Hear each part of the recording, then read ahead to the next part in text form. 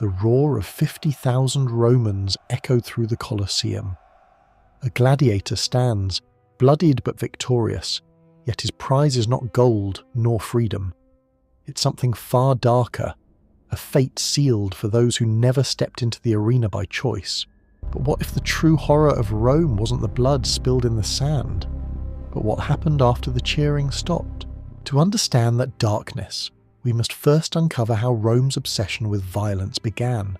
The sun blazed over Rome, striking the marble pillars and gilded statues as if the gods themselves watched from above. Crowds gathered in the amphitheatres, restless, eager, almost trembling.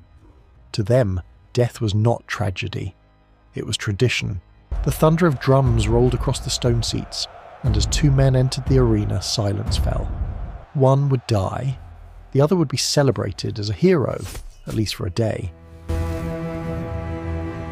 But how did it come to this? How did a civilization famed for its intellect, its art, its empire, become addicted to the sight of blood? The answer lies deep in Rome's earlier centuries. Gladiatorial combat didn't begin as sport. It began as sacrifice. When a noble Roman died, slaves were forced to fight to the death beside his grave. The blood spilled was thought to honour the spirits, to appease the gods, to send the dead into the afterlife with courage and power. Over time, what started as sacred ritual turned into entertainment, and then into control. Rome learned that blood could do more than honour the dead. It could distract the living. The more violent the games became, the more the people craved them. And the emperors knew this well. A crowd that screamed for death was too busy to question the empire's cruelty. Psychologists today might call it collective desensitization, the slow numbing of empathy through spectacle. But for Rome, it was politics disguised as pleasure. Every slash of a sword, every broken bone, every life taken in the arena wasn't just a fight. The Empire decides who lives and who dies. The Colosseum was not merely a theatre of combat, it was a mirror of Rome's soul, and what stared back was not glory, but hunger. For the Roman elite, blood was business. Every drop spilled in the arena had a price, and every corpse served a purpose. The emperors understood that to rule the people, they had to feed two hungers, the stomach and the soul. Bread for survival, spectacle for obedience. The phrase panem et circenses, bread and circuses, became the empire's silent policy. As long as the citizens were entertained and fed, they wouldn't revolt. Gladiator games, executions, beast hunts, naval reenactments, all staged in the name of joy, but crafted in the language of power. But behind the cheers was an intricate economy of death. Slaves, prisoners of war and criminals were traded like cattle to fuel the empire's endless thirst for spectacle. Merchants profited from the sale of weapons, armour and exotic beasts. Politicians bought fame by funding massive games. A single event could bankrupt a noble. Emperors like Julius Caesar and Augustus used the games to control perception. They turned the arena into propaganda, a theatre of dominance. When Rome faced economic crisis, emperors didn't raise hope. They raised the stakes. More blood, more beasts, more bodies. The people's despair vanished, drowned beneath the roar of the crowd. And yet, there was a darker brilliance in this system. Each battle distracted the masses from the empire's corruption, from the hunger in their streets, from the slaves who built their temples. Rome's rulers learned a terrifying truth, that pleasure could be the strongest weapon of all, for when a society learns to celebrate suffering, tyranny no longer needs chains, it needs only applause. At first, the games still carried the scent of ceremony. Gladiators fought before shrines beneath carved gods, their deaths cloaked in talk of honour. But slowly, ritual gave way to spectacle. The gods no longer demanded blood, the people did. Rome's leaders realised something profound. The more theatrical the death, the greater the devotion of the crowd. Soon, the funerary rites were replaced by festivals, and the festivals by grand performances. The Colosseum, completed under Emperor Titus in 80 AD, became the beating heart of this transformation, a place where art and agony merged into one. The arena itself was engineered for emotion.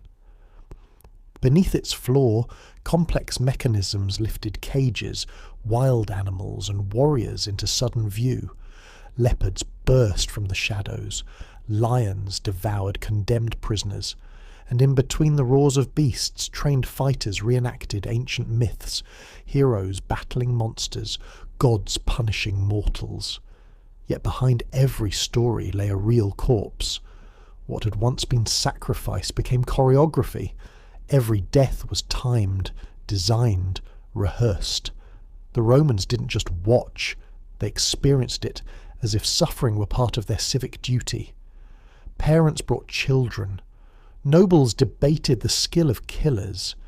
Even poets praised the beauty of a perfect strike. But beneath the surface glittered decay. The more Rome celebrated violence, the less it remembered mercy. Empathy became weakness, compassion, cowardice. The games rewrote morality, turning cruelty into virtue and pain into pride. And when blood became entertainment, it opened the gates to something even darker. Because once the crowd grew numb to the death of men, the Empire began to look elsewhere for new thrills, for new victims. The legions of Rome marched like storms, leaving cities burning and kingdoms silent in their wake. Behind every victory parade, behind the golden chariots and the chanting crowds, walked the shadows of conquest, the prisoners. Men were chained for labour, but women, they were claimed as trophies. The Roman generals called it spolia, the spoils of war. To them, women were not victims. They were proof of triumph. Every captured queen, every peasant girl, was another symbol of Rome's unstoppable power. From Gaul to Egypt, from Britannia to Judea, their cries became the silent soundtrack of empire. When the battles ended, the real suffering began. Women were herded like cattle through the dusty roads, bound together by iron collars. Some were paraded naked in victory processions, forced to walk behind their conquerors as the citizens cheered. Others were taken to the slave markets, Rome's hidden theatres of humiliation. But what happens to a civilization when it begins to see beauty as something to own and suffering as something to sell? That question haunted even Rome's own philosophers, yet their words drowned beneath the applause of the mob. In a world where power was the only virtue, mercy had no price. For the victors, these women were property, bodies to be used, sold, or gifted.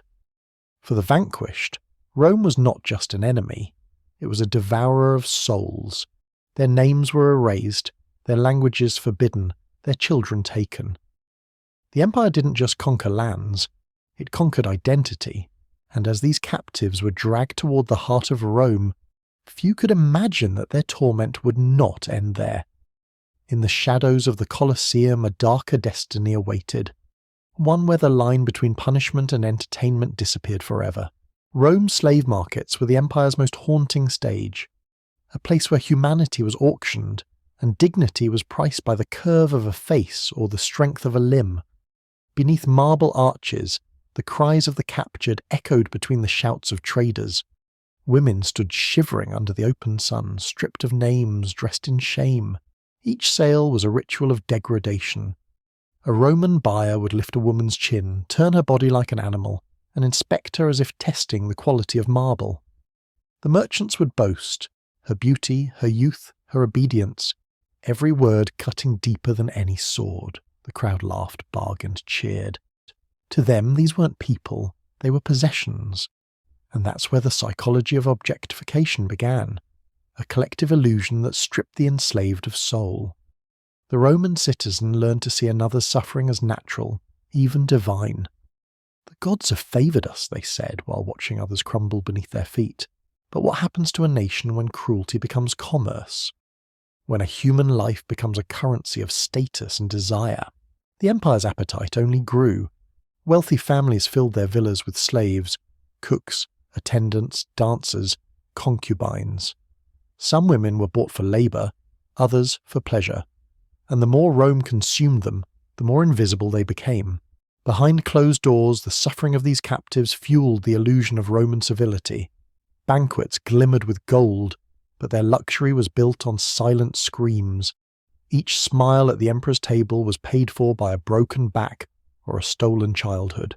The market may have sold flesh, but what it truly traded was humanity. And soon, even the boundaries of slavery would blur.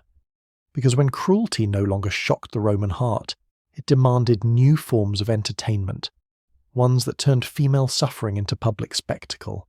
As the games grew ever more extravagant, the line between punishment and performance vanished. Historical accounts whisper of women, captives, slaves, even condemned nobles, forced into the arena for the crowd's amusement. Their deaths were not swift, they were staged. In some festivals, women were dressed as mythical figures, Diana's maidens, Amazons, or witches, and made to fight wild beasts or each other, often unarmed. The audience adored the novelty.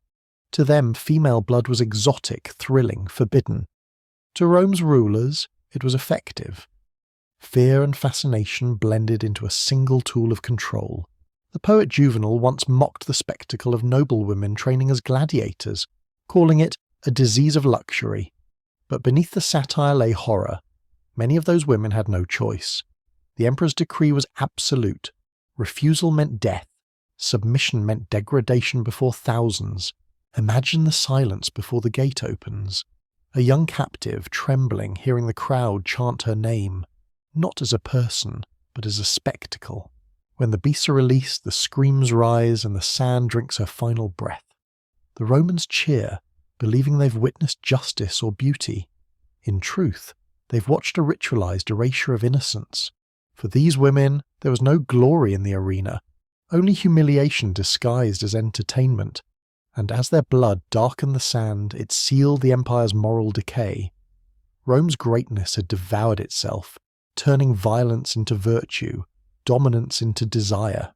Yet this was only the beginning of the empire's descent. Because as the games grew darker, even the victorious gladiators would learn that triumph carried a hidden curse, and that the fate of female captives was not the only secret Rome tried to bury. Yet this was only the beginning of the empire's descent. Because as the games grew darker, even the victorious gladiators would learn that triumph carried a hidden curse, and that the fate of female captives was not the only secret Rome tried to bury. The Romans called them gladiatrices, female gladiators. To some, they were scandalous curiosities. To others, they were proof that Rome's hunger for novelty had no end. Yet beneath the spectacle lay a darker truth. Many of these women didn't fight for fame or freedom. They fought because Rome demanded it. In ancient records, their presence is rare but chilling. Stone reliefs show two women, Amazon and Achillea, locked in brutal combat. The inscription reads, "They were released." But release didn't mean freedom. It meant they survived long enough to be useful again. But what drives a civilization to turn its women into warriors for entertainment? Was it empowerment or exploitation disguised as honor? The empire told itself it was progress, that even women could display Roman courage. But the truth was far more sinister. Their blood was currency, traded for excitement, lust, and political distraction. To see a woman bleed was to witness submission wrapped in strength, and that contradiction fed the empire's obsession. The myth of equality masked the machinery of oppression, and every cheer from the crowd became a quiet approval of violence dressed as empowerment. Behind every female duel was a political performance. The emperors knew the crowd's desires. They engineered them. When Rome's people grew restless or rumours of rebellion spread, a clever ruler didn't silence dissent with soldiers. He silenced it with spectacle. Female gladiators were rare enough to be shocking, beautiful enough to distract, and tragic enough to satisfy. Emperors like Domitian staged night games under torchlight, where women fought dwarves, beasts, or each other. The spectacle wasn't just entertainment, it was propaganda. It whispered a message. Rome is so powerful, even its women fight for its pleasure.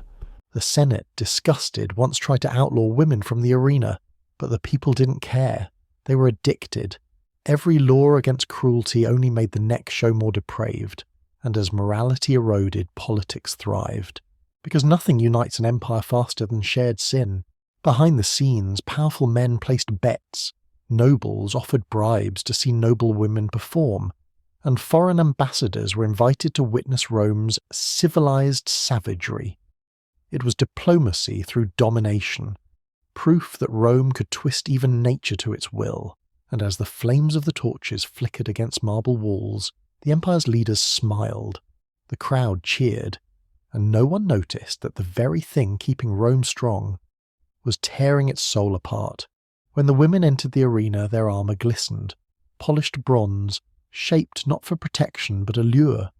The crowd wasn't watching a fight, they were watching fantasy. Each movement, each scream, was part of a ritual that blended sex and death into one intoxicating performance.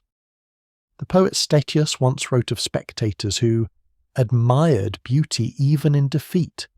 The Romans didn't see women dying, they saw a form of art, erotic, brutal, mesmerizing.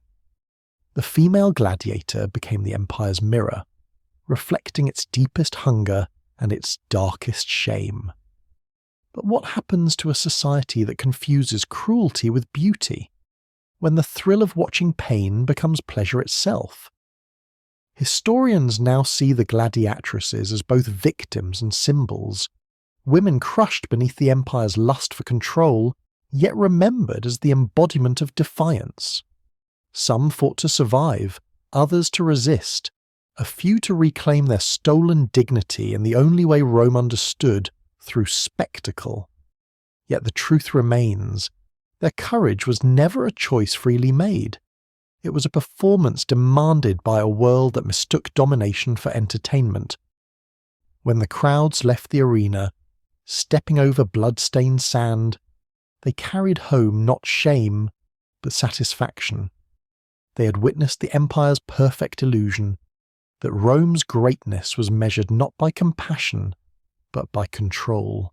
And as night fell over the Colosseum, the chants faded, leaving only the silence of the condemned and the echo of a civilization that had mistaken power for glory. The roar of the arena would fade as the crowds dispersed, but the true horror often began after the silence, when the sand was swept clean of bodies, when the blood dried under the torches, the victors were led to their rewards. In Rome, triumph did not end with battle. It continued behind closed doors. The empire's soldiers were promised spoils after every conquest: gold, land, and bodies.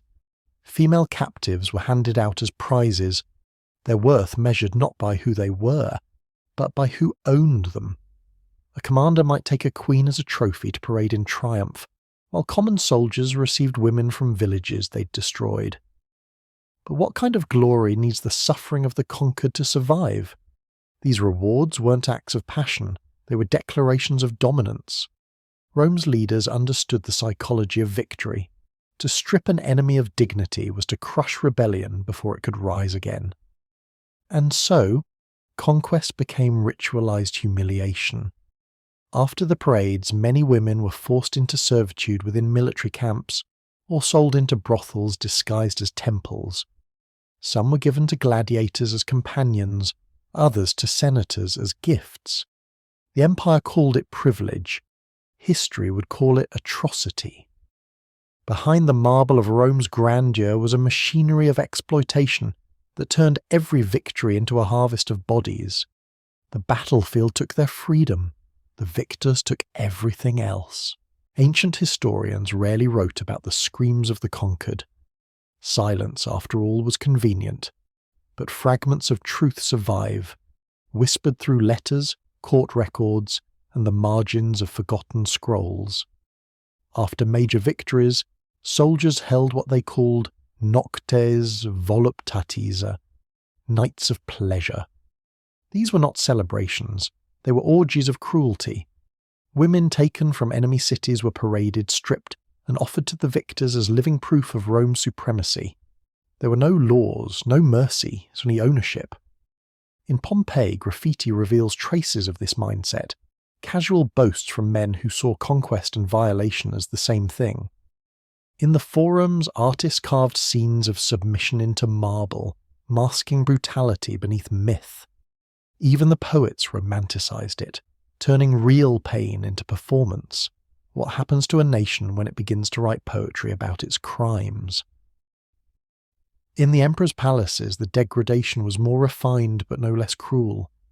Captive women were displayed during feasts, forced to serve their conquerors naked, sometimes even made to reenact scenes of their own people's defeat. Their humiliation was Rome's theatre of dominance, the ultimate reminder that all beauty, all life, now belonged to the empire. Yet, among the ruins of those nights, some women fought to survive through silence, others through defiance. Their bodies became the battlefield that history refused to remember, because Rome didn't just enslave them physically, it erased them from memory, and in doing so, it erased its own humanity. Every empire falls, not when it loses wars, but when it loses its soul. The Colosseum's cheers had once symbolized Rome's strength. Now they echoed its corruption. As emperors demanded ever greater spectacles, the boundaries of cruelty dissolved completely. The philosopher Seneca once warned that those who delight in the suffering of others become monsters themselves. His words went unheard. The emperors grew bolder, the people more indifferent. The games that once honoured bravery became orgies of humiliation. Even noble women were no longer safe from public degradation. Rome had begun devouring its own. But can a civilization that celebrates cruelty ever truly call itself great? The same empire that built aqueducts, libraries and law courts had reduced human life to entertainment. Each scream in the arena, each captive paraded in chains, each reward given after victory, all were symptoms of moral decay disguised as glory. In the end, the empire that prided itself on order drowned in chaos. Historians would later describe Rome's fall as political or economic, but beneath those reasons lay something deeper: spiritual rot. When empathy dies, civilization follows. The fate of female prisoners was not a side story of Rome, it was its warning, a reminder that power without conscience always ends in collapse. And as the centuries passed, the Colosseum crumbled, its stones stained not by rain but by memory. The ghosts of those forgotten women still linger there, unseen, unheard, but not silent. Their suffering became the echo that history could never fully bury. By the height of the Roman Empire, cruelty was no longer shocking, it was expected. What once made the crowd gasp now made them yawn. To entertain them, emperors had to invent new horrors. Fire, wild beasts, human torches, all became tools to keep the masses awake. The arena, once a place of awe, had turned into a mirror reflecting Rome's moral collapse. Children cheered executions, lovers flirted over screams, senators applauded slaughter as casually as they discussed politics. When compassion dies in public, an empire's heart dies in silence. But what happens to a civilization when pain becomes pleasure and mercy becomes weakness? The games had become a drug, each spectacle demanding a stronger dose of brutality to feel alive. And like any addiction, it hollowed out the soul of Rome. Art lost its beauty, philosophy lost its voice, even religion bent to the will of the crowd. The Romans once prided themselves on virtue, pietas, duty, honour, discipline. But by the 3rd century, those words had turned to dust. Citizens who once fought for the Republic now fought for their seats at the games. The empire didn't collapse from invasion alone, it decayed from within, poisoned by apathy and spectacle. And in the dim light of the Colosseum's final nights, as thousands screamed for one more kill, it became clear: Rome was no longer watching death for glory. It was watching death because it felt nothing else anymore. Yet, not all of Rome was silent. In the shadows of its decay, voices rose, soft, trembling, but brave. The philosopher Seneca warned that watching suffering for pleasure would corrupt the soul beyond repair. The statesman Cicero called such bloodlust a sickness of civilization. But their warnings were drowned beneath applause. Still, their words endured. A few senators began to see the games not as honour, but as horror. They whispered in private chambers, questioning what Rome had become. One senator reportedly left the arena mid-show, muttering, "We are the beasts now." Then came the early Christians, a small, persecuted minority who refused to attend the games. To them, every life had divine worth, even those Rome called slaves. Their defiance infuriated emperors but planted the first seeds of compassion in a world addicted to cruelty. When the Christian philosopher Tertullian wrote, "The blood of the martyrs is the seed of the church," he wasn't speaking only of the persecuted. He was condemning the audience that found joy in persecution. Could it be that the same empire which built the greatest arenas also built its own downfall within them? The Colosseum became a stage not just for slaughter, but for a moral battle between those who lived by domination and those who believed in mercy. For the first time, Rome was forced to confront its reflection, and what it saw terrified even its rulers. As the centuries turned, the cheers began to fade. The empire's treasury emptied, its borders crumbled, and its people grew restless. The games that once united Rome now exposed its decay. By the 5th century, the Colosseum's sands were quiet. No drums, no beasts, no cries. Only wind echoing through the ruins of what was once the heart of the world. Some said it was Christianity that ended the games. Others said it was poverty. But perhaps it was something simpler: exhaustion. Rome had consumed too much of its own humanity to continue. The empire that once conquered continents could no longer conquer conscience. But did the lesson survive? Modern civilization often looks back at Rome with awe, at its architecture, its law, its empire. Yet beneath the marble lies a warning written in blood, that when entertainment demands suffering, when empathy becomes weakness, when we stop seeing humanity in others, history begins to repeat itself. The Colosseum still stands, cracked and silent, a monument not to Rome's glory, but to its guilt. Tourists walk its corridors unaware that beneath their feet lie the ghosts of thousands: gladiators, slaves, prisoners, women, all sacrificed to the empire's appetite for pleasure. Rome's true collapse wasn't the fall of its walls, it was the fall of its morality, and every empire that follows its path, ancient or modern, will face the same truth. The moment we begin to enjoy cruelty, we become the next Rome. The Colosseum may be silent now, but its echoes remain, a whisper through time reminding us that the line between civilization and savagery is far thinner than we dare to believe. The Colosseum still stands, silent, cracked, eternal. But if you listen closely, the echoes are still there, not of swords or roaring crowds, but of the women whose voices were erased by history. Centuries have passed, empires have fallen, yet the darkness that fed Rome has not vanished. It has only changed its shape.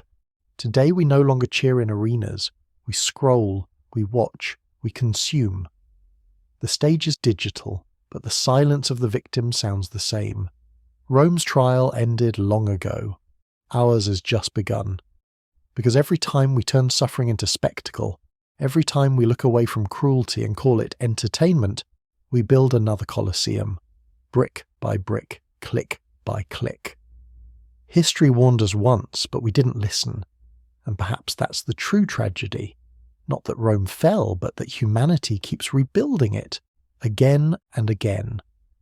The Colosseum may be ruins now, but the empire of indifference still stands, inside us. This was never just Rome's story, it's ours. Empires fall, but cruelty never dies. It just learns to hide in new arenas. The echoes of Rome are closer than you think.